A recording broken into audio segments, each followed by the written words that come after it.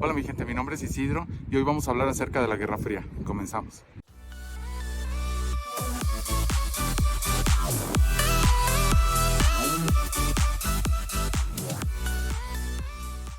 La Guerra Fría fue un duelo militar, geoestratégico, ideológico y cultural, sin llegar al conflicto armado directo, porque pues la verdad es que yo creo que se tenían miedo. Pero la lucha se dio en la televisión, la radio, en universidades, en películas, en cómics, en laboratorios, Juegos Olímpicos, ajedrez, hasta en guerras ajenas patrocinados por la Unión Soviética y Estados Unidos. Pero en realidad esta gran historia comienza mientras se peleaba la Segunda Guerra Mundial. En Estados Unidos se estaba desarrollando el proyecto Manhattan.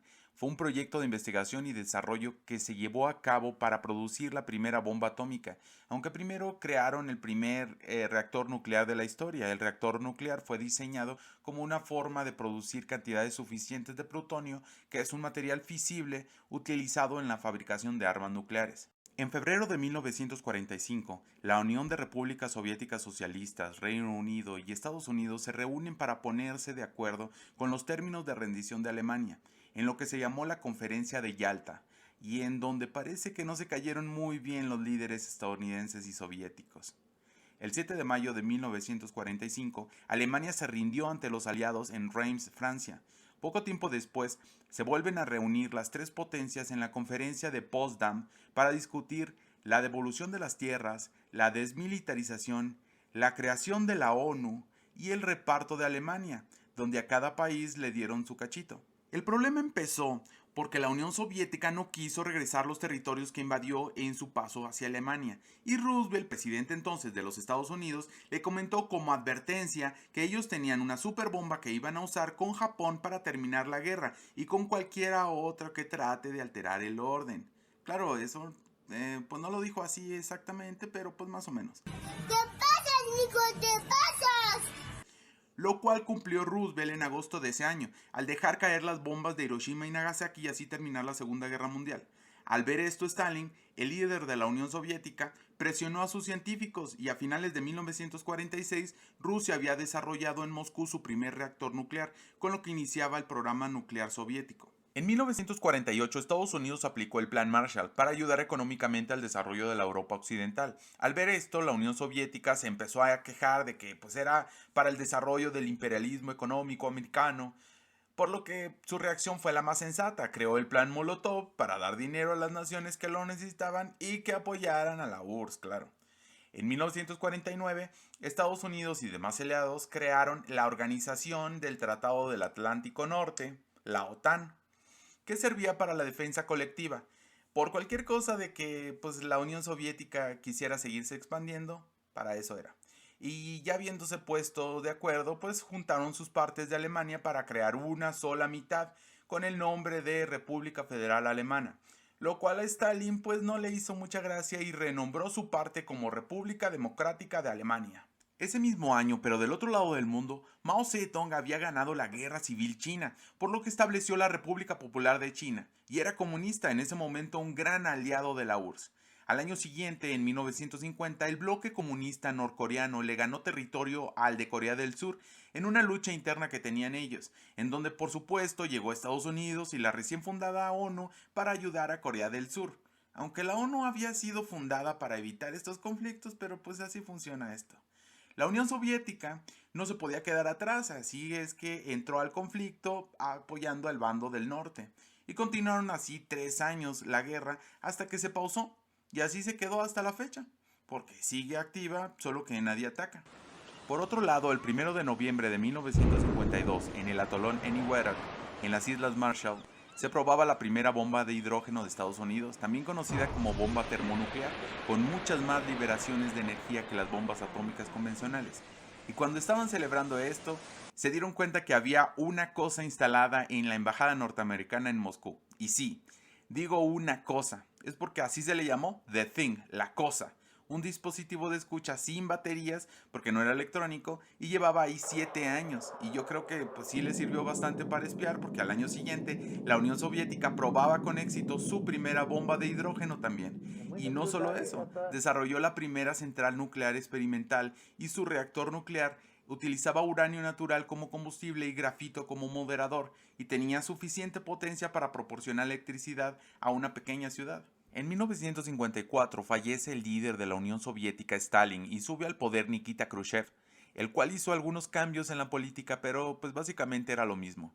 Pero Estados Unidos no se iba a quedar sin sus propios avances nucleares, y desarrollaron ese mismo año el primer submarino nuclear del mundo, el USS Nautilus, de la Armada de los Estados Unidos, el cual realizó el primer viaje submarino bajo el Polo Norte en 1958.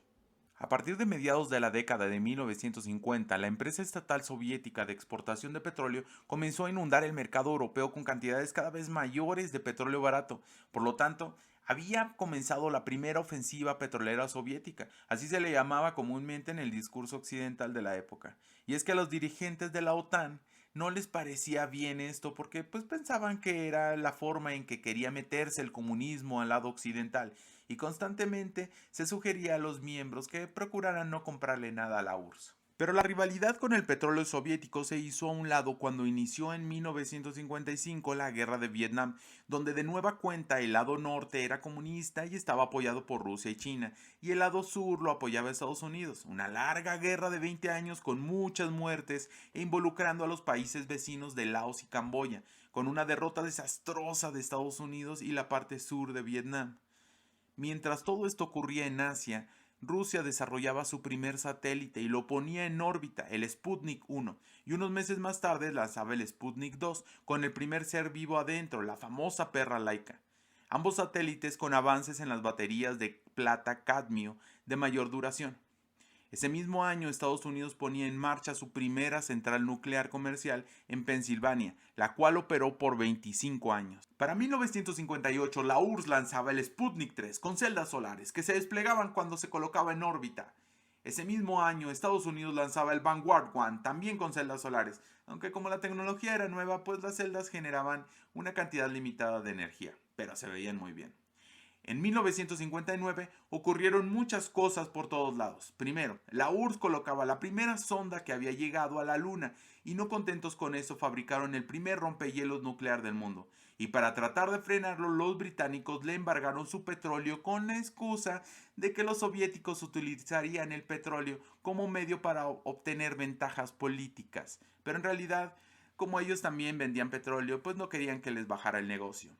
Ese mismo año, en 1959, se da el derrocamiento de Batista por parte de Fidel Castro y el Che Guevara en la isla de Cuba, que se volvería relevante y crítico un par de años después. Y en 1960 se crea la OPEP, de inicio solo con países árabes, cansados de todo lo que les habían hecho en el pasado, y que también se volverá relevante una década después. Así que pasemos a otro tema por el momento.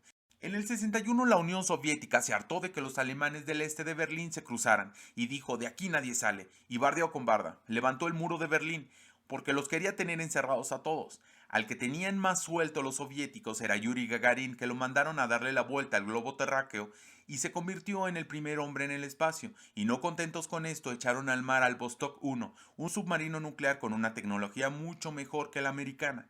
Y a propósito de los americanos, ellos seguían ardidos por lo de Cuba e intentaron recuperarse con la invasión de Bahía de Cochinos, y fracasó. Lo que sí le resultó a Estados Unidos fue que el siguiente año, en 1962, colocaban el primer satélite de comunicaciones de la historia, un avance tecnológico impresionante, y estaban tan enfocados en su satélite que cuando regresaron la vista al horizonte, Rusia llevaba unos misiles a Cuba. Y Estados Unidos se molestó y le reclamó a los soviéticos que por qué iba a poner esos misiles tan cerca de él y apuntando a Estados Unidos. Y la URSS le contestó: pues porque tú pusiste unos en Turquía apuntando a Moscú. Y platicaron y llegaron a un acuerdo de retirar ambos los misiles, y a esto se le llamó la crisis de los misiles. Y fue el punto más cercano a una guerra de verdad que tuvieron.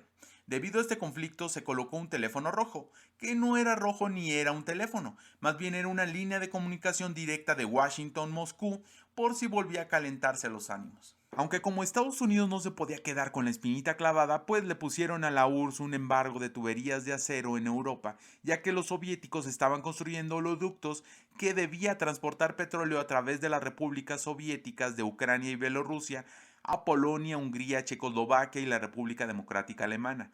Una de las cosas que se presumía en la doctrina comunista era que no discriminaban por raza o género, y lo probaron en 1963 al mandar a la primera cosmonauta Valentina Tereshkova, completando 48 órbitas durante su misión en 3 días. En 1965 ocurrieron dos cosas históricas. Rusia lanzó un satélite con un reactor nuclear experimental y realizó la primera caminata espacial de la historia. Hasta este momento, con estos logros, la URSS le iba ganando la carrera espacial por mucho a Estados Unidos. Pero en 1969 Estados Unidos llegó a la Luna con el Apolo 11 y nadie pudo superar eso. En la década de los 70 se inició el programa de reactores nucleares VVER, que fue diseñado para producir reactores nucleares de agua presurizada de diseño soviético, que se convirtieron en una parte fundamental de la flota de centrales nucleares de la URSS. Estos reactores se han utilizado en muchas centrales nucleares, en Rusia y otros países incluyendo Ucrania, Eslovaquia, la República Checa, Bulgaria, Hungría, Finlandia, India, Irán, China, Armenia y Bielorrusia. En 1971 se puso en órbita la primera estación espacial soviética, Salyut, tripulada por 3 cosmonautas y orbitó por 175 días. Y este mismo año aterrizó la primera sonda en otro planeta, Venus. Esta hazaña también fue soviética.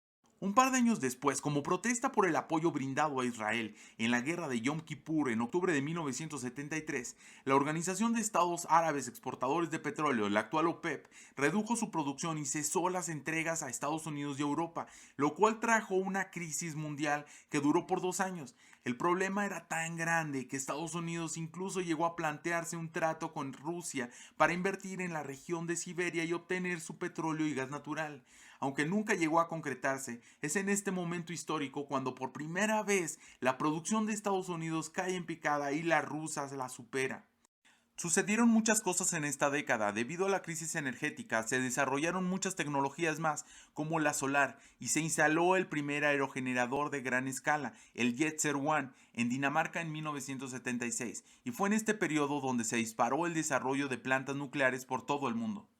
En 1975, por todo el problema de escasez de combustible y de que todos ya se habían aburrido del juego de quién es el mejor, termina la carrera espacial. Y aunque los logros de la carrera espacial de la URSS sean más si los enlistamos, lo que recordamos es el alunizaje, porque le hicieron una campaña de marketing como nadie más. Los astronautas del Apolo 11 viajaron por varios años a las principales ciudades del mundo para contar sus hazañas. En los siguientes años, 3 líderes soviéticos murieron en relativamente corto tiempo. El único que sobrevivió fue Mikhail Gorbachev, quien al ver que la URSS tenía un elevado gasto militar, una economía estancada y al haber descendido mucho el precio del petróleo, tuvo que tomar medidas drásticas e implementó la perestroika, que era una reestructuración de la economía soviética, y glasnost, que era brindarle más libertades y una mayor apertura a los miembros de la URSS, aunque el año siguiente de su mandato y cuando estaba empezando con esto, explota Chernobyl, que era una planta nuclear muy grande que existía por la época y que explicaremos en otro video. En 1986 se pone en el espacio la estación espacial Mir, soviética, utilizando ahora baterías de litio para una mayor densidad energética y duración. Pero regresando del espacio a la URSS, ¿se acuerdan de la gran apertura y libertad que le dio a todos los soviéticos Gorbachev? Pues retiró el muro de Berlín en 1989 y poco a poco con esto los países ocupados por Rusia en Europa del Este se fueron independizando. En 1991 se intenta derrocar a Gorbachev con un golpe de estado, aunque Boris Yeltsin, el presidente de Rusia, interviene y lo salva, pero le anuncia también que se salía de la URSS, por lo que la URSS se desintegraba por completo y terminaba la Guerra Fría. Posterior a esto, sucedieron 3 cosas. La número 1, la industria nuclear rusa cayó por la desintegración de la URSS y el incidente de Chernobyl. Número 2, la industria petrolera rusa cayó a una tercera parte de la producción que llegó a tener tan solo una década atrás. Y número 3, el último cosmonauta de la URSS, Sergei Krikalev, quedaba varado en la estación espacial Mir.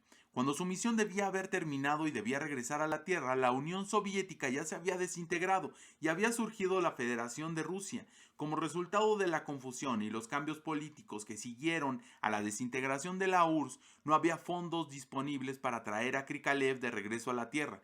Finalmente, unos meses más tarde, Krikalev regresó a Rusia. Es indiscutible que el fin de la Guerra Fría provocó cambios importantes en las relaciones internacionales al término del siglo pasado. Entre los cambios globales que hubieron destacan que en el área de economía ocurrió un proceso de integración económica mundial y en el orden energético se desarrollaron el sector petrolero y la energía nuclear, piezas claves de los esquemas energéticos mundiales de la actualidad. Pero ahora, dame tú tu opinión. ¿Crees que la Guerra Fría se pudo haber evitado de alguna manera? Escríbelo en los comentarios. Bueno, pues hasta aquí llegó el video, espero que les haya gustado, déjenme su like, suscríbanse y nos vemos en el próximo video. Bye.